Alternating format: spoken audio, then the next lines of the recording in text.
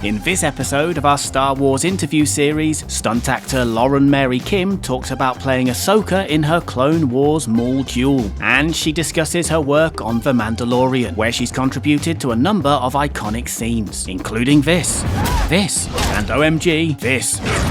Clone Wars was my first Star Wars job, and it was unreal. I got flown to San Francisco to Lucasfilm, and we actually shot the mocap there.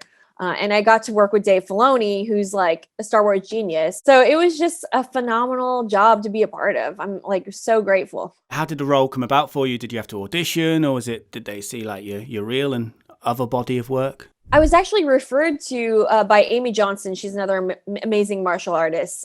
She referred me for the job, and they just pretty much booked me. I guess they seen some of my work in the past, and I guess they trusted me. I had to sign like a bunch of NDAs before I can even find out what project it was. So when you do find out what it was, and you know it's Star Wars, I'm guessing you knew about Star Wars, but did you know about Ahsoka? Did you know much about the character? I knew a little bit about her, but I still did like some research on her, and then I looked at some of the animation, how she moved. I was nervous to portray this character that is like iconic in the Star Wars world. And then like to work with Ray Park, I was obviously nervous to meet him and work with him. But then obviously the minute I met him, he was like the sweetest guy. And he's obviously very experienced with a lightsaber. Every time you go on his Instagram, he's twiddling it about, isn't he? So to speak. But did he help you out with the lightsaber moves at all? Or obviously he's very much Darth Maul and has his own style. So did you more lean towards someone like Filoni, who, as you said, is like the god of Star Wars and obviously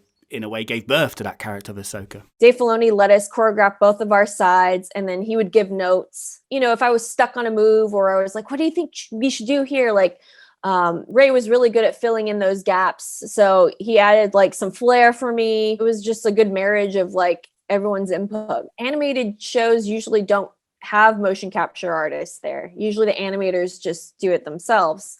So that was a new thing for Clone Wars. And when I watched like the actual animated show, I was like, wow, that is me. Like it was pretty incredible.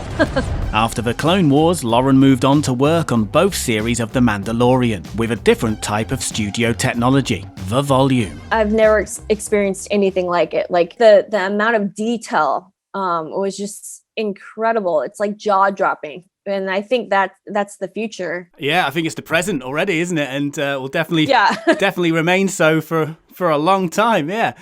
So in season 1, you doubled as the Armourer with Emily Swallow, and there is a scene. It's the season finale, isn't it? Where you. I hope it was you. I will terminate this call if it wasn't you. But there is a scene where the Armourer, hopefully you, as the Armourer, lets rip on some Stormtroopers. Please tell me that was you. Yes, that was me. Great. I'm happy to proceed with the conversation then. I mean, awesome to watch. I imagine a lot of hard work went into it. How long did it take to shoot that sequence? Only a day. We had the whole day to shoot that on second unit, and Dave Filoni was our director. The fight was actually a Kali style fight, which is a Filipino martial arts. Jon Favreau is a big fan of Kali, and it was his idea to like incorporate like a Kali style to it. So our fight coordinator, stunt coordinator, Ryan Watson, choreographed the scene, and because he also has a Kali background, he choreographed it, and it was just the epitome of like kick-ass woman, like a strong female, just going at like Stormtroopers.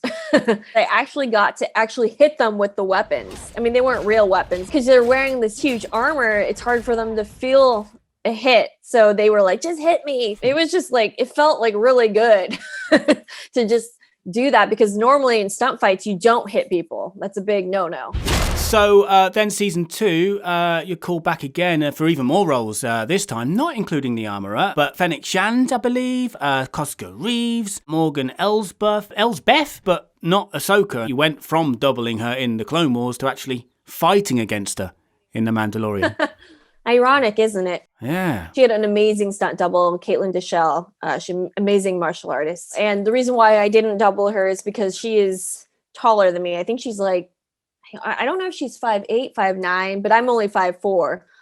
So yeah, I was fortunate enough to fight Ahsoka, which is like still cool. I mean, I got to double Diana Lee in Asanto, which is like another dream because she's another like martial art icon. I suppose you also have to research a character and also the actor playing the character, because I'm guessing you've got to be in sync, haven't you?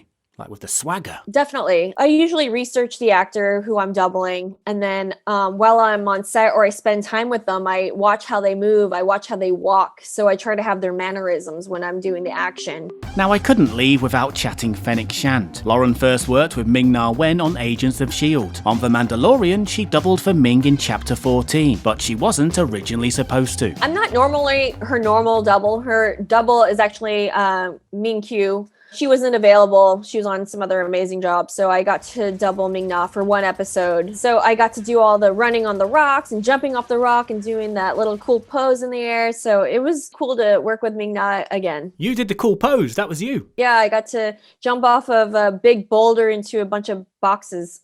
And that was a real location, wasn't it? Which was quite rare for The Mandalorian. Yeah, we actually shot that in Los Angeles. I think it's called Rocky Peak Trail or something like that. But yeah, people can hike it. It's like a beautiful hike. But don't try the cool pose unless you're professionally trained in the world of stunts. Yeah, don't jump off the boulder. In the whole of Star Wars history, including the movies, if you could pick one character to stunt double as, who would you pick? Ahsoka.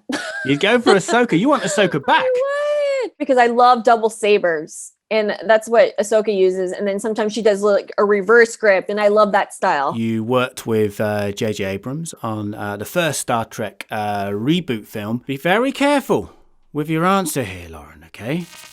Star Wars or Star Trek? Oh my goodness. Star Wars. That's the right answer.